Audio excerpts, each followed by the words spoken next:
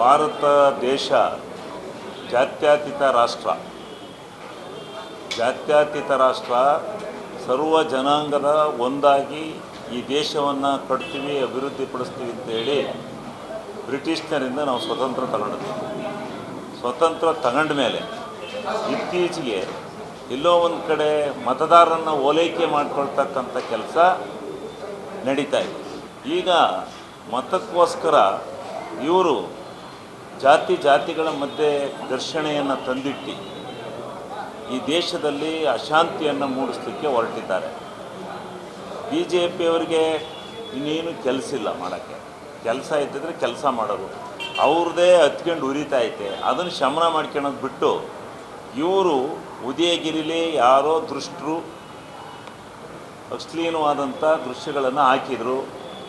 ಅದನ್ನು ನೋಡಿ ಜನ ಕೋಪಿತರಾಗಿ ನಡೆದಿರ್ತಕ್ಕಂಥ ಘಟನೆ ಅಂತಕ್ಕಂಥದ್ದು, ಅದು ಯಾರೇ ಆಗಿರಲಿ ಎಂಥವನೇ ಆಗಿರಲಿ ಅವರನ್ನು ಶಿಕ್ಷಿಸಿ ಅವರಿಗೆ ಕಾನೂನು ಪ್ರಕಾರ ಶಿಕ್ಷೆ ಕೊಡ್ತಕ್ಕಂಥ ಕೆಲಸನ ಸರ್ಕಾರ ಮಾಡ್ತಾಯಿದೆ, ಮುಂದೂ ಮಾಡುತ್ತೆ.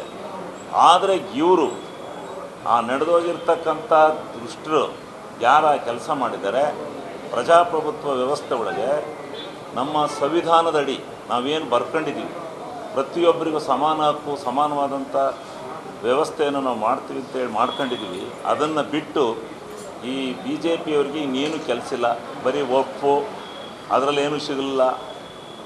ಆಮೇಲೆ ಈ ಉದಯಗಿರಿ ಇಟ್ಕೊಂಡರೆ ಇವ್ರು ಹಿಂಗೆ ಎಲ್ಲ ಘಟನೆಗಳನ್ನು ಅಭಿವೃದ್ಧಿ ಕಡೆ ಕೊಡತಕ್ಕಂಥ ಕೆಲಸನ ಮಾಡೋದಿಲ್ಲ. ಇವತ್ತು ಕೇಂದ್ರ ಸರ್ಕಾರ ರಾಜ್ಯ ಸರ್ಕಾರದ ಮೇಲೆ ಆರ್ಥಿಕವಾಗಿ ಹಿನ್ನಡೆಯನ್ನು ಮಾಡ್ತಕ್ಕಂಥ ದೃಷ್ಟಿನಲ್ಲಿ ಎಷ್ಟರ ಮಟ್ಟಿಗೆ ಅವರು ನಡ್ಕೊತಾ ಇದ್ದಾರೆ ಅಂದರೆ, ಒಂದೇ ಒಂದು ಉದಾಹರಣೆ ಹೇಳ್ತೀನಿ. JJM ಅಂತಕ್ಕಂಥ ಒಂದು ಯೋಜನೆಯನ್ನು ಕೇಂದ್ರ ಮತ್ತು ರಾಜ್ಯ ಸರ್ಕಾರಗಳ ಒಕ್ಕೂಟದ ವ್ಯವಸ್ಥೆ ಒಳಗೆ ಮಾಡಿದವು. ಅವರು 26,000 ಕೋಟಿ ರೂಪಾಯಿನ ನಮಗೆ ಕೊಡಬೇಕಾಯಿತು. ಆದರೆ ಕಾರ್ಯಕ್ರಮಗಳನ್ನೆಲ್ಲ ಮಂಜೂರಾತಿ ಮಾಡಿ ಆದಮೇಲೆ ಬೇರೆ 11,000 ಕೋಟಿ ರಿಲೀಸ್ ಮಾಡಿ ನಾಟಕ ಆಡ್ತಾಯಿದ್ದಾರೆ. 4,47,000 ಕೋಟಿ ಅನುದಾನ ತಗೊಂಡು, ನಮ್ಮ ಟ್ಯಾಕ್ಸ್ ತಗೊಂಡು ಇವತ್ತು ನಮಗೆ ಅದರಲ್ಲಿ ಎಷ್ಟು % ಬಿಡುಗಡೆ ಮಾಡ್ತಾಯಿದ್ದಾರೆ. ಎಲ್ಲ ಕೇಂದ್ರ ಸರ್ಕಾರದ ಮ್ಯಾಚಿಂಗ್ ಗ್ರಾಂಟಲ್ಲಿ ಏನು ಕ್ರಿಯಾ ಯೋಜನೆಗಳು ನಡೀತಾ ಇದ್ದೋ ಎಲ್ಲವನ್ನು ನಿಲ್ಲಿಸ್ತಕ್ಕಂಥ ಕೆಲಸ ಮಾಡಿದ್ದಾರೆ. ಈ ಬಿ ಜೆ ಪಿಯವರಿಗೆ ನಾಚಿಕೆ ಇದ್ದರೆ ಮೊದಲು ಆ ಕೇಂದ್ರ ಸರ್ಕಾರ ರಾಜ್ಯ ಸರ್ಕಾರಕ್ಕೆ ಕೊಡಬೇಕಾಗಿರ್ತಕ್ಕಂಥ ಅನುದಾನವನ್ನು ಪ್ರಾಮಾಣಿಕವಾಗಿ ಕೊಡಿಸ್ಲಿ. ಆಮೇಲೆ ಉದಯಗಿರಿಯಲ್ಲಿ ನಡೆದಂಥ ಘಟನೆನ ಯಾವುದನ್ನು ಬೇಕಾದರೂ ನಾವು ಹೆಚ್ಚಿನ ರೀತಿಯಲ್ಲಿ ಸೌಹಾರ್ದಯುತವಾಗಿ ಕೂತ್ಕೊಳ್ಳೋಣ. ಈಗ ನಮ್ಮದು ಜಾತ್ಯತೀತ ರಾಷ್ಟ್ರ, ಪ್ರಜಾಪ್ರಭುತ್ವ ವ್ಯವಸ್ಥೆ ಒಳಗೆ ಸಂವಿಧಾನದಲ್ಲಿ ಸಮಾನವಾದಂಥ ಹಕ್ಕನ್ನು ಕೊಟ್ಟಿದ್ದೀವಿ. ಕೊಟ್ಟು ಈಗ ನೀವು ಎಲ್ಲೋ ಒಂದು ಕಡೆ ಜಾತಿ ವ್ಯವಸ್ಥೆಯನ್ನು ತಂದಿಟ್ಟು ಜಾತಿಗಳ ಮಧ್ಯೆ ಸಂಘರ್ಷವನ್ನು ಮಾಡಿ ನೀವು ಮತ ಸೆಳೆಯತಕ್ಕಂಥ ವ್ಯವಸ್ಥೆಯನ್ನು ಮಾಡೋದನ್ನು ಬಿ ಜೆ ಪಿಯವರು ಕೈ ಬಿಡಬೇಕು.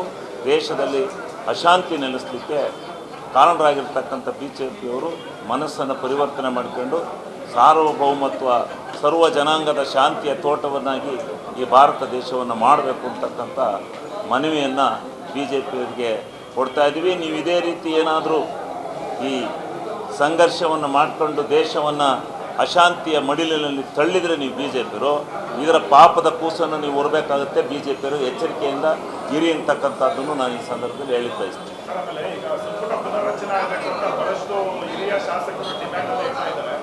ಬಜೆಟ್ ಬಳಿಕ ಮಾಡಿ ಅನ್ನೋ ಪ್ರಸ್ತಾವನೆಯನ್ನು ಕೂಡ ಸರ್ಕಾರ ಹೈಕಮಾಂಡ್ಗೆ ಕೊಟ್ಟಿದ್ದಾರೆ ಅಂತ ನಾವು ಕೂಡ ಪ್ರಬಲ ಆಕಾಂಕ್ಷಿಯಾಗಿದ್ದೀವಿ.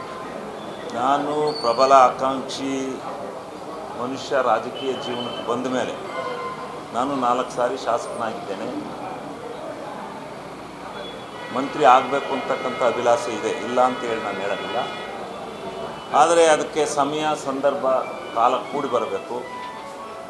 ವರಿಷ್ಠರು ಮತ್ತು ಈ ರಾಜ್ಯದ ನಾಯಕರು ನನಗೇನು ವಾಗ್ದಾನ ಕೊಟ್ಟಿದ್ದಾರೆ, 2ನೇ ಅವಧಿಗೆ ನಿನ್ನನ್ನು ಮಂತ್ರಿ ಮಾಡ್ತೀವಿ ಅಂತಕ್ಕಂಥ ಭಾವನೆ ನನಗೇನು ಒಂದು ಮಾತನ್ನು ಕೊಟ್ಟಿದ್ದಾರೆ, ಅದು ಸುಸಲಿತವಾಗಿ ಬಂದು ಆಗೋವರೆಗೂ ನಾನು ಯಾವುದೇ ರಿಯಾಕ್ಷನ್ನ ಮಾಡೋದಿಲ್ಲ.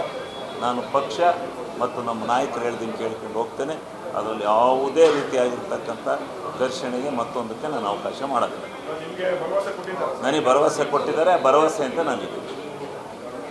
ಸರ್, ಈ ಒಂದು ಸಿಎಂ ಬದಲಾವಣೆ ವಿಚಾರ ಸದ್ದು ಮಾಡ್ತಾ ಇದೆ. ಕೆಪಿಸಿಸಿ ಅಧ್ಯಕ್ಷರ ಬದಲಾವಣೆ ಅಂತ ಈಗ CM ಬದಲಾವಣೆ ವಿಚಾರದಲ್ಲಿ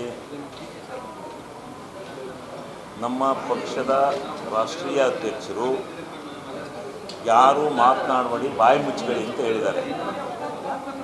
ನಮಗೆ ನಾವೇ ಬುದ್ಧಿ ಹೇಳಿಕೆಬೇಕು, ಇದನ್ನು ನಿಲ್ಲಿಸಬೇಕು. ಪಕ್ಷದ ವರಿಷ್ಠರು ಏನು ತೀರ್ಮಾನ ತಗೋತಾರೆ ಆ ಬದ್ಧತೆಗೆ ನಾವೆಲ್ಲ ನಡಿಬೇಕಾಗುತ್ತೆ. ಪಕ್ಷ ಇದ್ದರೆ ನಾವೆಲ್ಲ, ಮತ್ತು ಪಕ್ಷವನ್ನು ಉಳಿಸ್ತಕ್ಕಂಥ ಕೆಲಸವನ್ನು ನಾವೆಲ್ಲ ಮಾಡಿಕೊಂಡು ಹೋಗೋಣ. ಆ ಚರ್ಚೆ ಅಪಪ್ರಸ್ತುತ, ಅದು ಅವಶ್ಯಕತೆ ಇಲ್ಲ, ಅದನ್ನು ಮಾತನಾಡಬಾರ್ದು.